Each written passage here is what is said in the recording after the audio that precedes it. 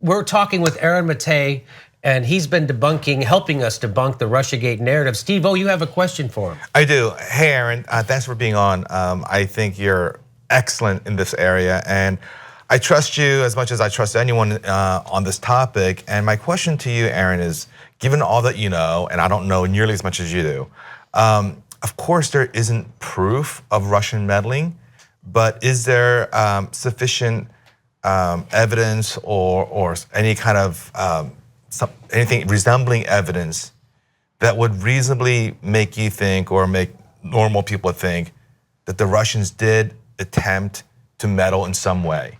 And that's a different question altogether than, was it effective and should we talk about it? And the fact that if they did in fact meddle, are we then using that as propaganda for other reasons? This is a whole separate issue, but just the initial issue of whether, based on all that you know, whether or not you believe the Russians engaged in anything resembling meddling. Putin in his press conference, openly said that he wanted Trump to win. But I didn't take that as shocking as some other people did, because Putin was openly talking about warmer relations with Russia, and meanwhile Hillary Clinton had been a hawk on Russia and involved in it with the Obama administration when she was Secretary of State, in which relations deteriorated. So I wouldn't be surprised if Russia did meddle. And of course, I mean, if credible evidence, not just the assertions of Robert Mueller or James Clapper or all these anonymous officials who we keep hearing about, if credible evidence comes up, as I mentioned before, if there's a screenshot of that surveillance video that reportedly the Dutch intelligence agencies had on the Russian intelligence agencies, or if the NSA has documents showing the transfer of files from the DNC to Russia and into the GRU, which which the Mueller indictment recently of the GRU officers might lead one to conclude, because it's very specific in its detail. So if if the information is accurate, then it must be based on something really, really powerful. So all I'm saying is, let's see it. Let's see the evidence. I'm not going to take anyone's claims on faith, neither Donald Trump's nor the intelligence community. Especially knowing there's a huge agenda behind this constant fear mongering and blaming of Russia. It's a lot of different powerful interests converging. Neocons who love warmongering with Russia. It's profitable for the military-industrial complex who make a lot of money off of tensions with Russia because they can sell more weapons to NATO. And that's why, for example, whenever there's a vote in the Senate to approve a new NATO member, you'll see the weapons industry spending tens of millions of dollars on lobbying. It's among their biggest lobbying focus areas of focus. And of course, the Democrats, who have every reason to want to deflect blame for losing to one of the worst, if not the worst, presidential candidates of all time.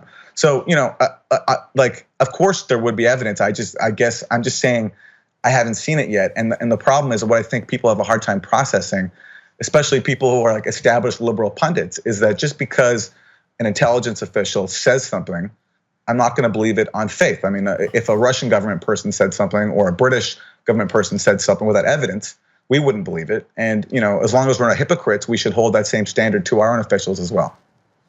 I don't know if you saw the interview that Mike Morell did. Now, he's a former CIA director, and he gave an interview with Politico.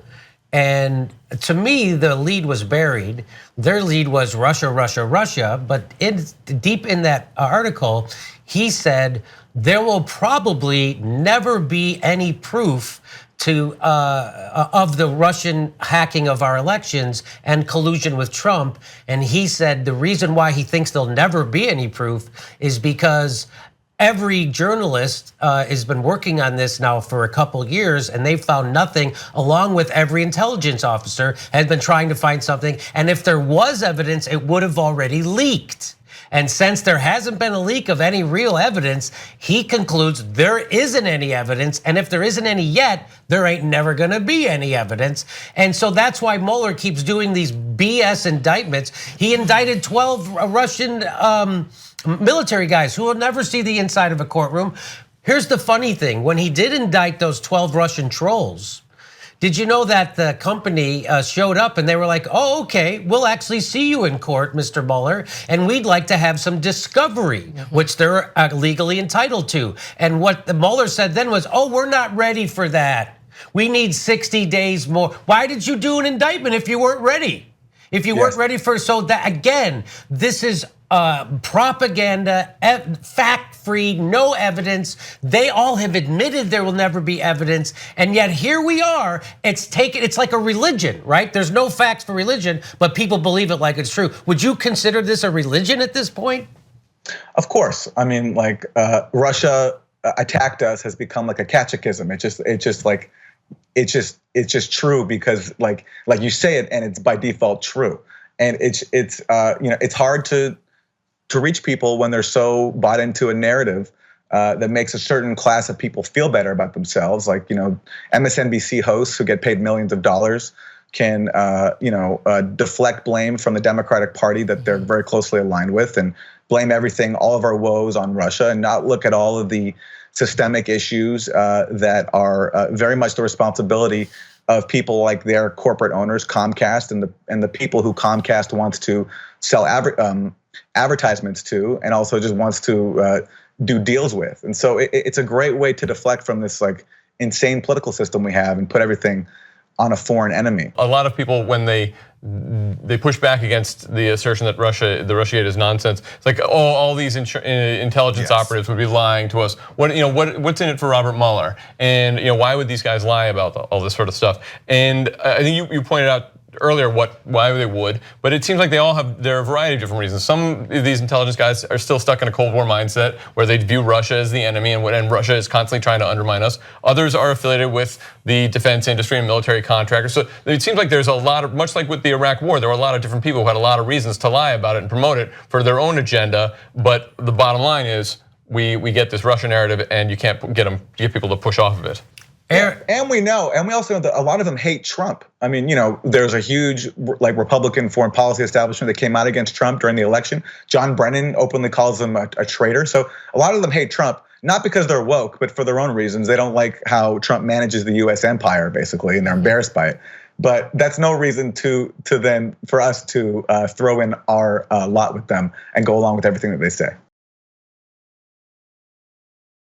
If you enjoyed this clip of Aggressive Progressives, you know there's a 90-minute show waiting for you at the Young Turks Network. Go to tytnetwork.com/join to see all our content.